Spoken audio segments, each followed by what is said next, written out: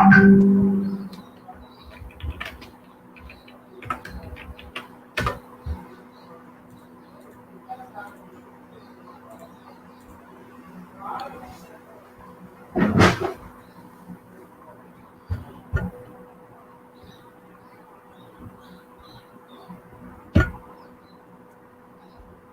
afternoon, everyone. So, we'll be starting now.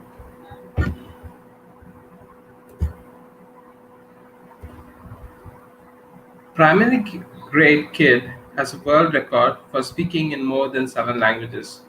Second grade child recites all the Tirupurals. 5-year-old boy plays the instrument names that we don't even know. I bet you would have wondered how this is even possible when a grown up like me strives hard for it. Guess what? It's their very babyhood or childhood that serves as clay, molded, shaped, decorated by the way their brain is tuned and thoughts pruned and the energy channelized towards the goal to be achieved. How much ever we toil or strive hard, the depths of the ocean and the unknown beyond the sky are incredible to decipher. Human brain, human mind, and human heart, yet another trio that conceals skeletons in cupboards. Despite centuries of discoveries and invention and explorations and adventures through science and the supernatural, still a mystery lurks behind these trios in the way they create things within us and around us. One such mystery of a brain and mind is the language learning process. Since Adam and Eve, the Tower of Babylon, ancient tongues of Arabic, Greek, Latin, to contemporary Tanglish, Manglish, and other uptem number of colloquial languages, how have we managed to survive by learning every novel evolution in language? Mysterious, right? Yes. The resource person of today's INLIT webinar series, Ms. Jessie Matthews, Head Department of English, Mahendra Institute of Technology, Namakkal, is amidst us to unwind the strings of mystery through a speech on learning language with brain in our mind. In her 15 years of teaching experience, Ma'am has held various professional responsibilities as college newsletter editor, department coordinator, AICTE, examiner for central evaluation, representative for Anna University exams, and jury for ICT Act competitions. Her certification in TEFL, TESOL, IELTS, and gold medal in NPTEL, soft skill and personality development should be highlighted. Ma'am has delivered 5 lectures and has organized seminars, conferences, and workshops. INLIT Academy is happy to welcome Ms. Jessie Matthews and the participants of today's session. Without delay, let's get into the learning and try to demystify the mysteries of language learning with the brain in mind. Ma'am, thank you so much. You can start now. Yes, sir. Thank you. Thank you so much. And is it audible, sir? Yes, ma'am. It's ma'am. Yes. A very good afternoon to everyone. And I'm very much delighted to present myself before you. And first of all, I would like to thank the organizing team of this webinar series for giving me this wonderful opportunity. Thank you so much. And today I'm going to talk about the role of our brain in learning a language and also some techniques to stimulate our brain in order to learn the language in an attainable pace. First, let me present my screen.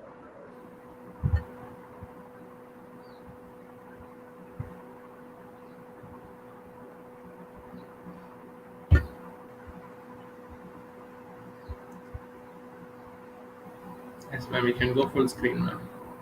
Yes, yes. Yes,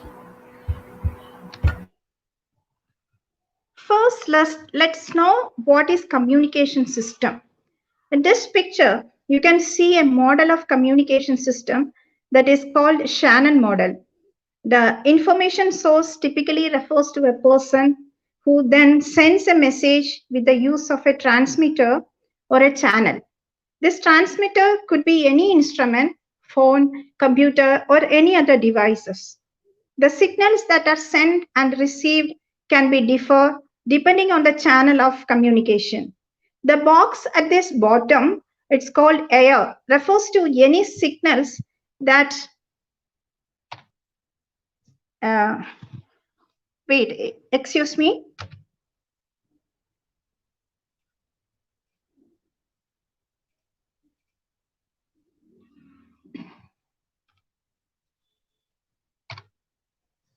Okay, sorry for the delay.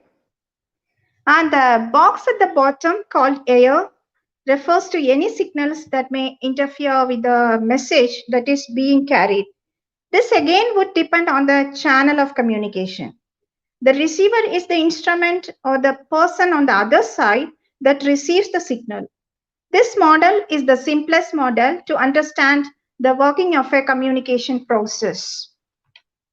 And communication system is present in any species of living beings, but for human beings, language and communication are as important as food and water.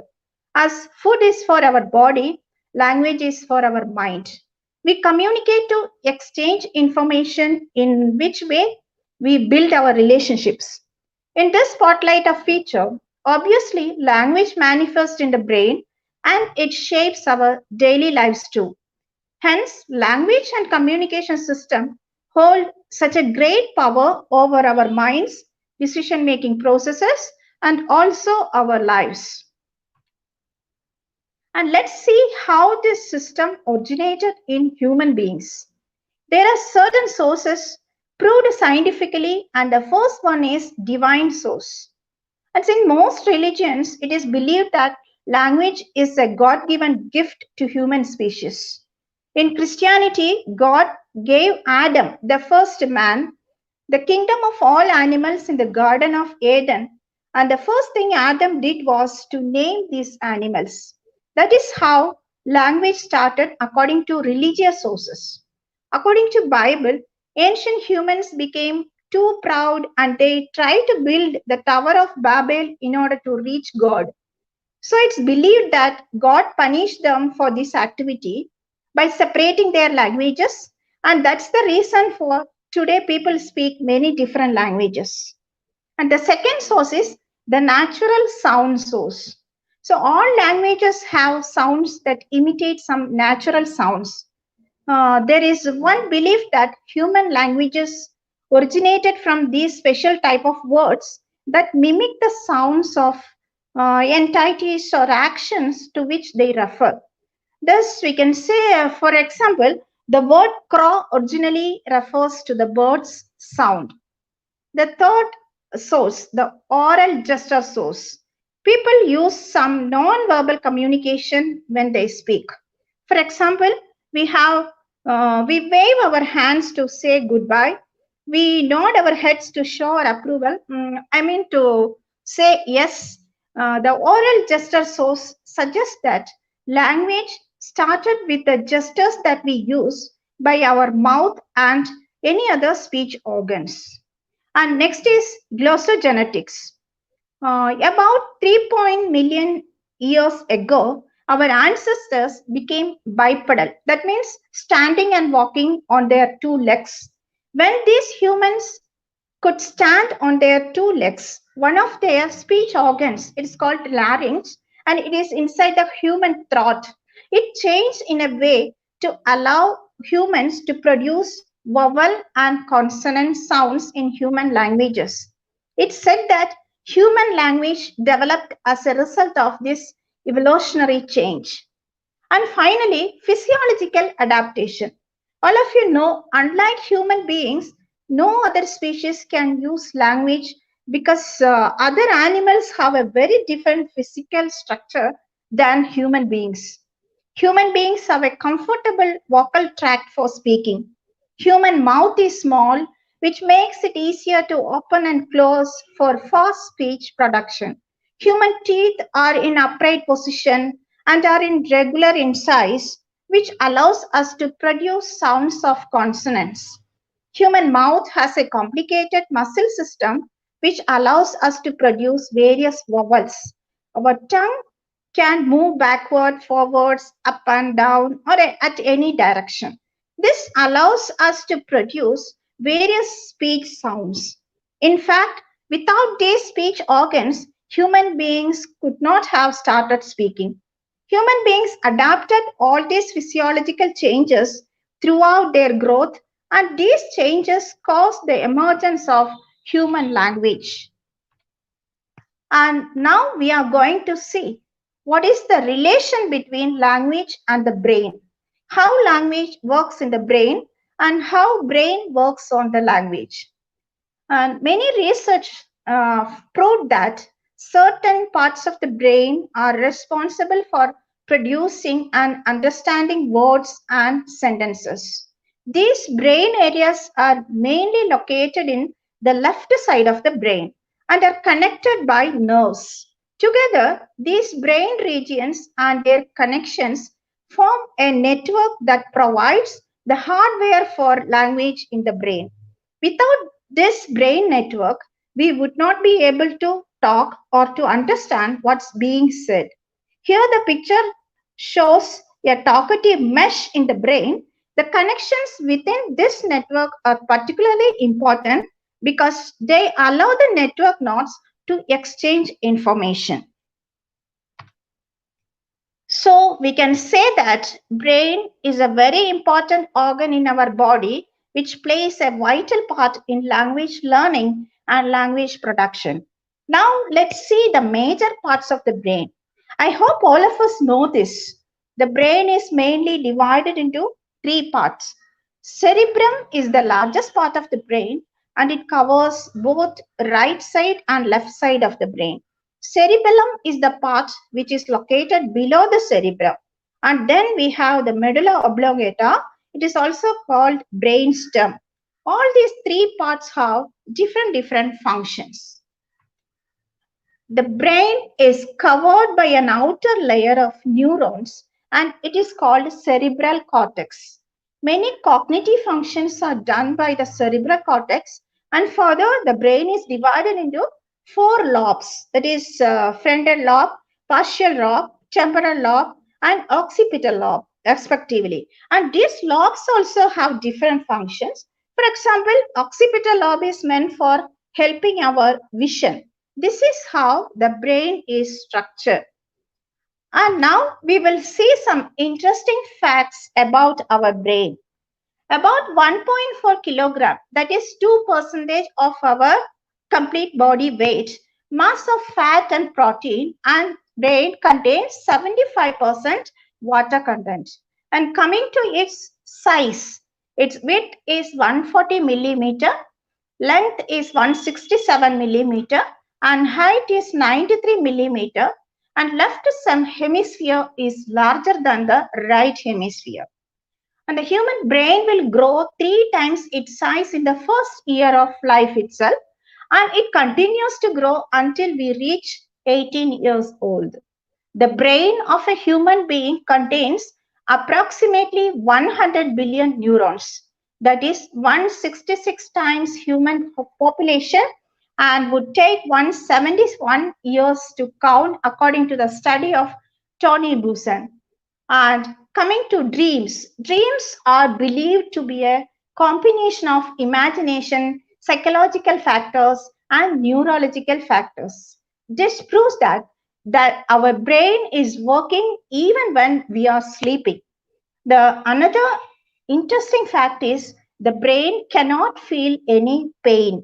It interprets pain signals sent to it, but it does not feel any pain. And your brain uses 20% of the oxygen and blood in your body.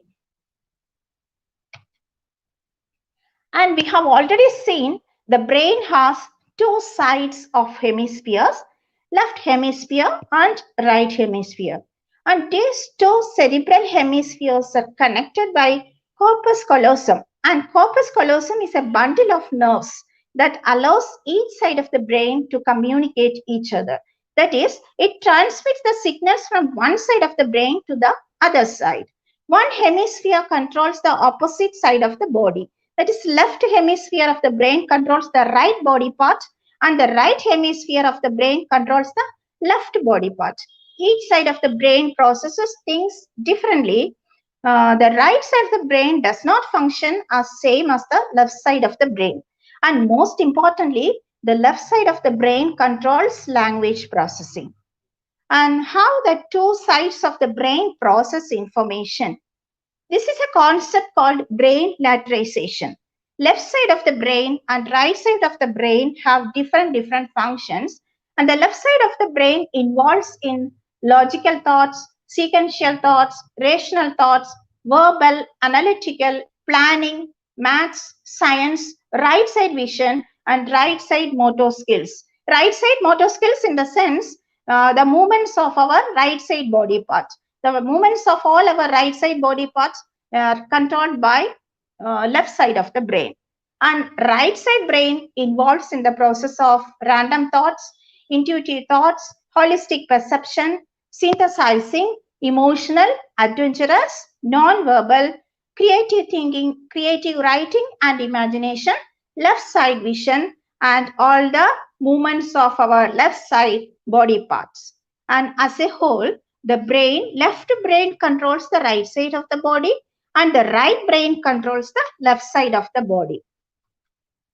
These are some general things about human brain, and I don't want to talk much about brain, but I want only to talk about the role of brain in language learning and process.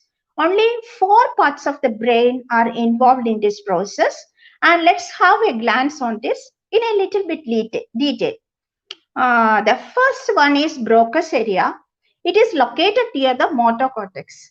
When we talk about the motor cortex, it is the part of the brain which controls the motor organs. If I open my mouth to speak, it's because of motor cortex. The primary function of Broca's area is speech production.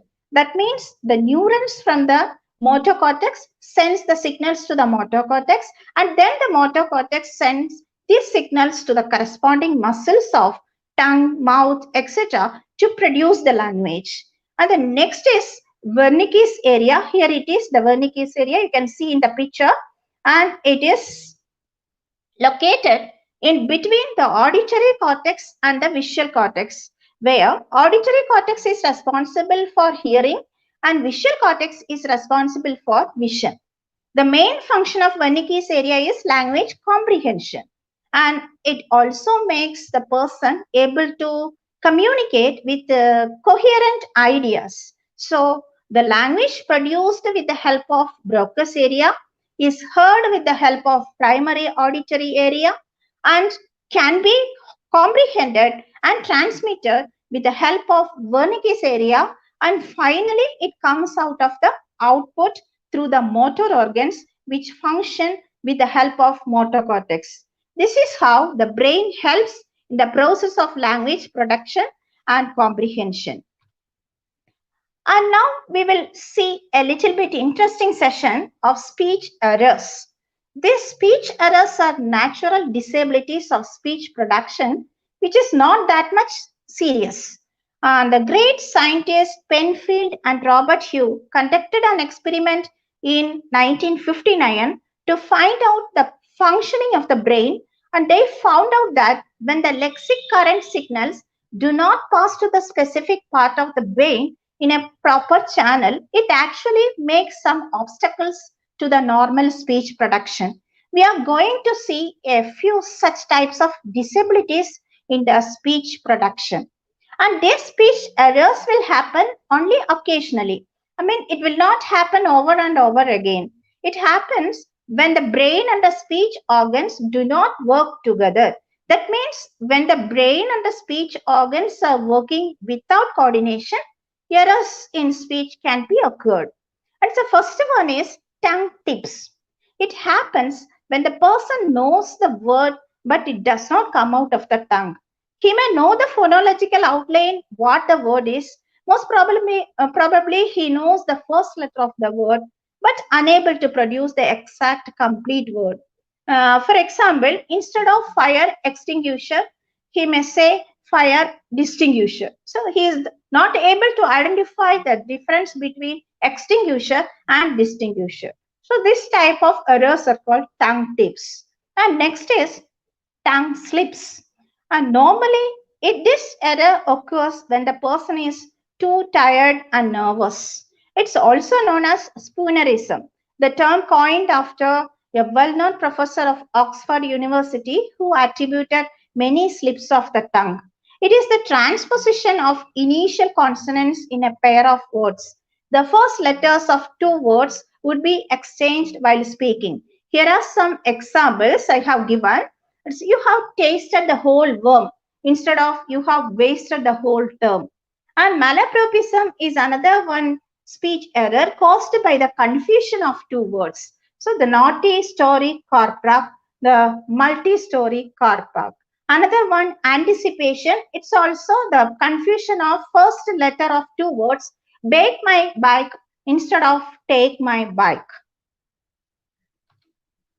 Another one error is brain slip, sounds being carried over from one word to the next.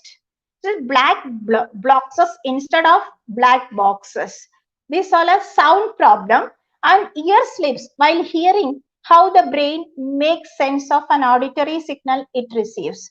Instead of hearing great ape, we may hear grey tape. So these are the common speech errors, but they are not that much serious. Next, I am going to another session in which I will share the secret of making your brain learn a language fast. And before entering to these main techniques, we could see learning a new language will go through 6 phases, stages of language learning: introduction, recognition, familiarization, proficiency, deeper proficiency, and mastery. Introduction refers to the initial stage when you come across a new language. You get your first interest on the language and find the utterances funny or illegible. That means you might not be able to understand the language. And you will enter the next stage when, because of repeated hearing, you are now able to pick out the language from other languages. This means you may understand the language, but you cannot produce the language. And the third stage is familiarization. It is an advanced form of recognition in which you know the most fundamental elements of the language. In this stage, you start speaking the language using some basic lexical words. And next is proficiency. When you are able to converse naturally with a native speaker, you are said to be proficient. Your grammar may not be perfect, but you know the rules well enough and will have sufficient vocabulary to make yourself understandable to a native speaker. And deeper proficiency is an advanced stage where you speak language as well as a native speaker. You are well informed in the nuances of the tongue and have equal vocabulary as the native speakers. And the most important stage is final stage, that is mastery. It happens when you not only converse just as well as a native speaker, but you are able to talk formally or professionally in the adapted language as well. This higher form of discourse, which is the result of years of training and practice, is something that even native speakers are not able to do. For example, if you have mastery in the language, you can become a public speaker.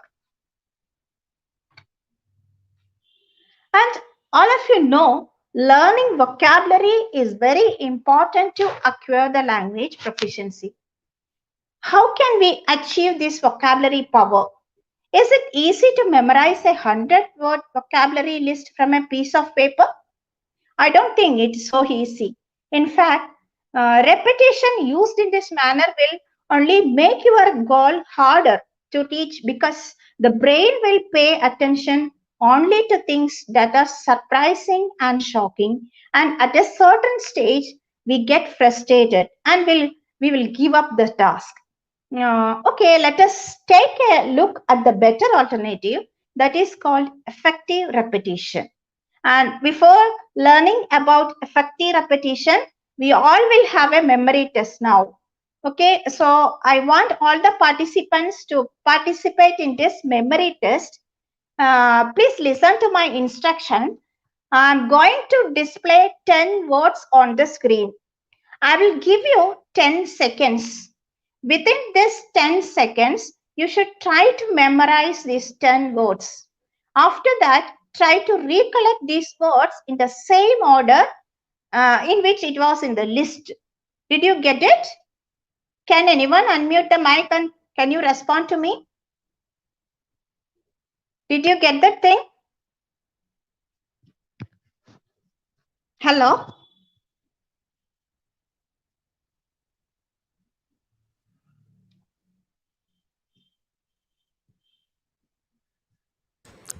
Hello, ma'am. Sir, can Yes, you ma'am. got the point? You're audible, So ma'am. Tell me, ma'am. I request all the participants to participate in a memory test. And the thing is, I am going to Okay, display ma'am. 10 words on the screen. I will give you 10 seconds. Within this 10 seconds, you should try to memorize these 10 words. Okay, ma'am. Fine. And after that, try to recollect these words in the same order in which it was in the list. Okay? Have you got it, sir? Yes, ma'am. Sure, ma'am. Yeah, I'm going to display the words now. The time starts now.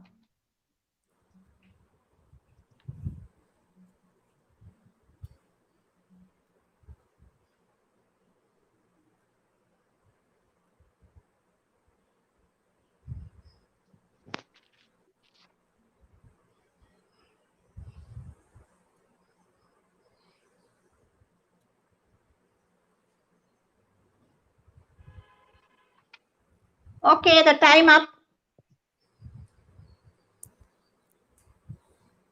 It's now I want to hear from you the 10 words in the correct order. Any one of you, please. I want the help of any one of you. Ma'am, I think they can actually only type, ma'am, as Okay. they are seeing in YouTube, ma'am. So we'll just ask them to type it off, ma'am. Yeah. Okay, ma'am. It's just one minute time for typing. Yes.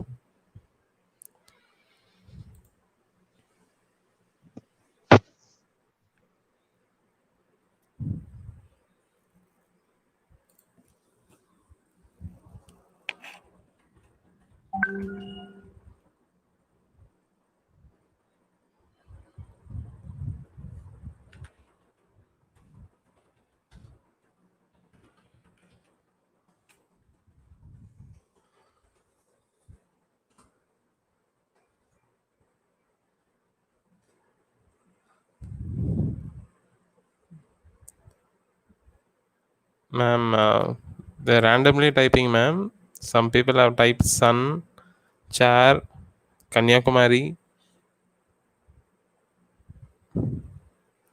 Hello, ma'am.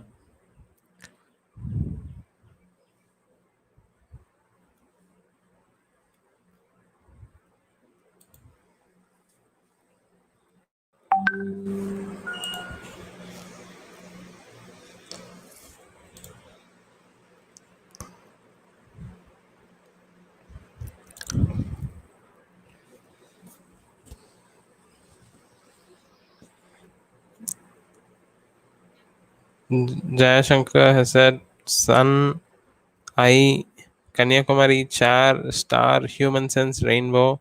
Like that, Govardhani ma'am has typed, ma'am. Jaya Shankar has typed sun, ice, Kanyakumari, chair.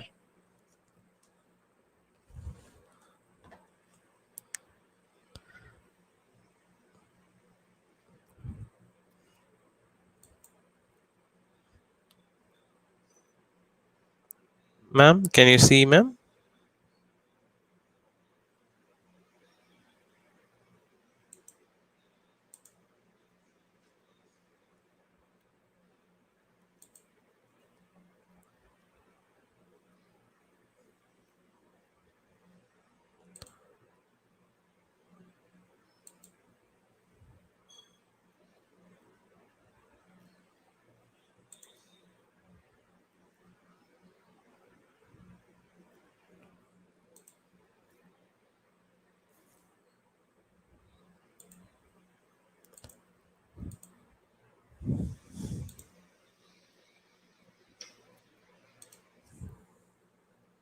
Hello, ma'am.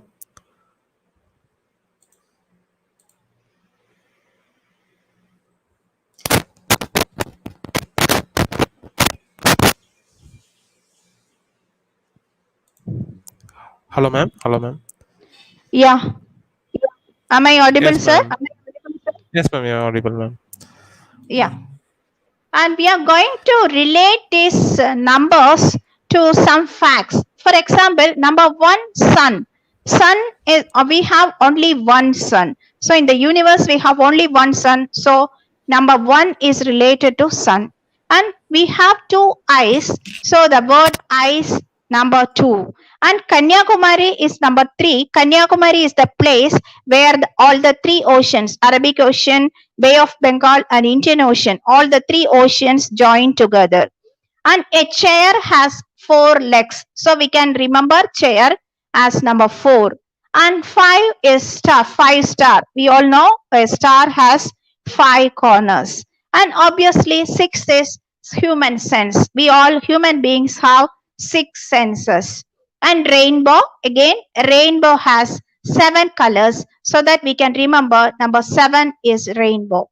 And spider, spider has eight legs. So we can remember number eight is for spider. And nine is palm fan. The shape of a palm fan is as the number nine. And Ravana is for 10. We all know Ravana has 10 heads. So when we relate some facts like this to the words, we can recollect the word, we can memorize the word easily, and we can recollect the word very easily. So this is a simple memory technique. Next, we are going to the part of effective repetition. It's a mechanism for learning language faster, and it helps the brain to pay attention. And when the brain is paying attention, the long-term memories are created. I will illustrate this with an example. Can you still remember what you had for breakfast last Tuesday? Do you remember what was the breakfast you had last Tuesday? You may not be. That's because you were not paying attention while eating. But how about this? Do you still remember the name of your favorite food that your mom prepared 6 months ago? Maybe on your birthday or some family functions. You could even remember the ingredients and the color of the dish. How it happens? You were really paying attention while you were eating your favorite dish. Am I right? It's effective because it taps into how the brain works. Just as you remember your mom's food, you will find it easier to recall the nuances of language. As I already said, effective repetition stimulates the brain into paying attention. We need to make repetition memorable. And how can we do this? We do that by engaging all the five senses in the learning process. And how to make effective repetitions with all the five senses. As we said earlier, suppose we want to memorize a list of 100 words in English. If we use our sense of sight, hearing, smell, taste, and touch, and incorporating them into the learning process, we can make that list very memorable. Let's deal with each and every sense briefly. And the first one is sight. In order to increase retention in your language learning process, increase the memory power, you need to see pictures, not words. It's called photographic memory. This explains why a photograph works better than hearing a word and why videos are more effective learning tools than words on the blackboard. Another tip to improve memory using sight is to use interesting colors or interesting fonts, sizes, size of the character, and different colors when we make a vocabulary list.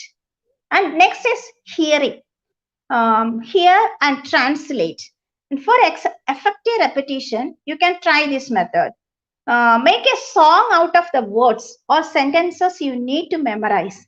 Put it on a catchy tune or the same tune of the song which you like the most and watch your memory speed. Another way to increase vocabulary retention is to learn a song in our mother tongue by translating the lyrics into English. Next is smell. Have you ever experienced we go back to a certain place or time just because you got an aroma of something? You were happily walking on a busy street and suddenly you smelled the perfume used by your old friend. Then suddenly all the beautiful memories with that friend would come to your mind. The sense of smell is one of the most effective memory enhancers. And can we incorporate it in our study? Yes, of course. If you think looking at picture is effective, the smell helps more in language learning. And next is taste. When you connect a food related word with its actual taste, you make the memory connection so stronger.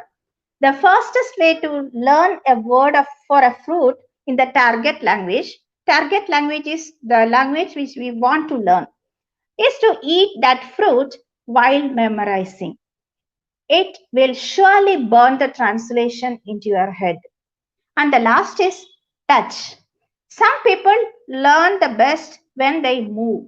They are kinesthetic learners. They learn a word best when they associate it with a certain gesture or action. And this gesture might be related to the word which you want to learn in the target language. If you want to learn about circle, you can draw a circle on the paper. And thus, effective repetition is actually a very efficient memory technique. Try for effective repetition by engaging your five senses. It will make an amazing difference in your memory power. And next, we will see about an interesting but simple test which proves the function of brain in the language learning process. This test is known as Dichotic listening test, and you can also do this test even at your home. As we discussed earlier, the left side of the brain is the part which helps in language learning. Dichotic learning test is an experimental testing technique which proves this fact. What you have to do is you make a person sit fixing the earphone to his ears. You have to send one signal through the right ear and another signal through the left ear at the same time. For example, you can tell the word man or map through the right ear and at the same time ship or sheep through the left ear. It is more likely the person who hears the different sounds at the same time will catch up the word man or map because the part of the brain which helps the language learning is the left brain. And as we said earlier about the contralateral neural controls, wherein right side of the body parts are controlled by the left hemisphere of the brain. The sound signals receives through the right ear will be dominating the other sound because the left hemisphere of the brain has quick language learning abilities. And this is how dichotic listening test works. And now we are coming to the end. Before concluding the session, I would like to give you a small tip to stimulate the brain to increase our memory power. The psychological experiment done by a psychologist from Montclair State University found that clenching the right fist for 90 seconds helps the memory formation and clenching the left fist for 90 seconds will help recollecting memory. It's simply because the transformation of memory or the formation when we learn something, the formation of memory is done by the left hemisphere of the brain and the information is stored in the right side of the brain. This is a simple brain exercise that you can also try and it will help us to improve our memory power. While learning something that you need to memorize a vocabulary or some data about something or some phone number or something like that, while learning, you just clench your right fist for 90 seconds. And if you feel like the things are not coming to your memory while recollecting, you can press that, you can clench the left fist for 90 seconds. So you can see the result that forgotten information will come to your mind. And this is a very effective memory technique. And with this, I conclude the session. And thank you so much for listening to me personally. And once again, my sincere thanks to INLIT Academy for giving me this wonderful opportunity. And if you have any queries, you can type in the chat box and I'll try to answer the questions. And I would also like to hear the feedback from your side. Thank you. Thank you so much. Yes, thank you, ma'am. So, friends, if you have any questions, you can ask now. Ma'am will be replying to them.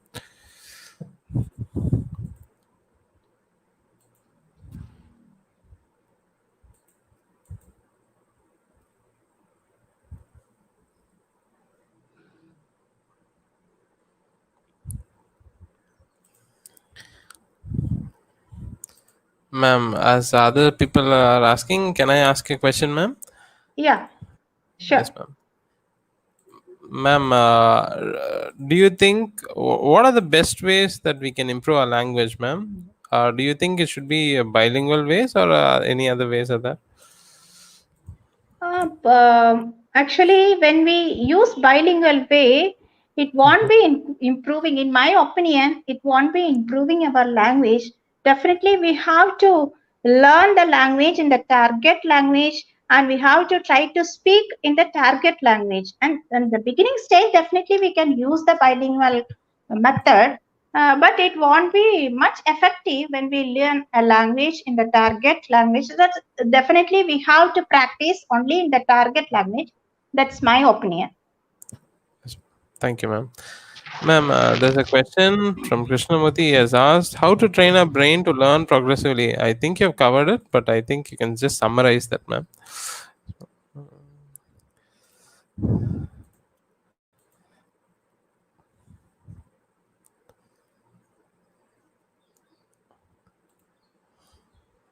Hello, ma'am.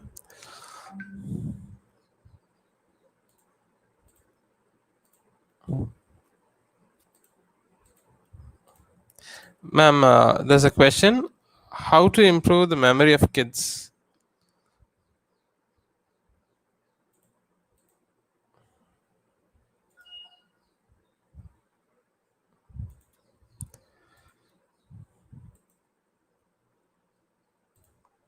Hello, ma'am. Hello. Sir, it was disconnected. Sorry, Yes, sorry. ma'am. How to Mhm. improve the memory of kids? There's a question by Madhumati.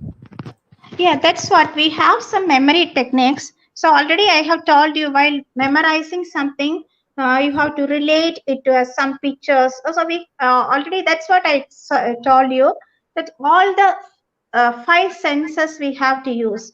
We can definitely picture will work out more than words, and you can relate the incidents, words to some events or some pictures or some images. You can connect one by one as an incident, as a story, make a story out of that using that words. So these are all memory techniques you can try.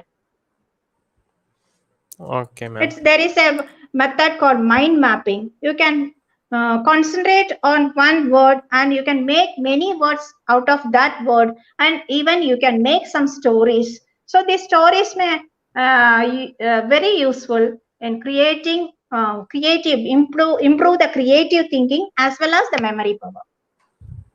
Yes, ma'am.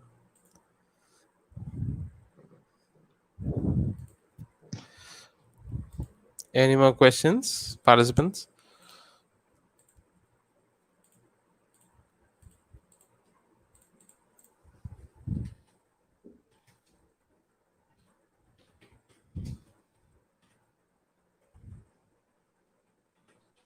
Okay, sir.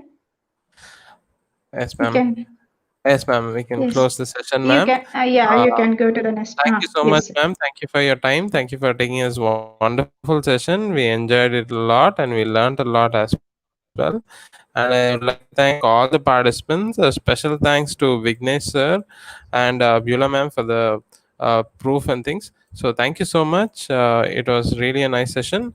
And now I'll be posting the feedback links and it will be available only for 30 minutes. So please uh, fill it up. And so everybody have a great day. Thank you so much. Yes, ma'am. Thank you so much, ma'am. Thank you, sir. Thank you so much. Yes, ma'am.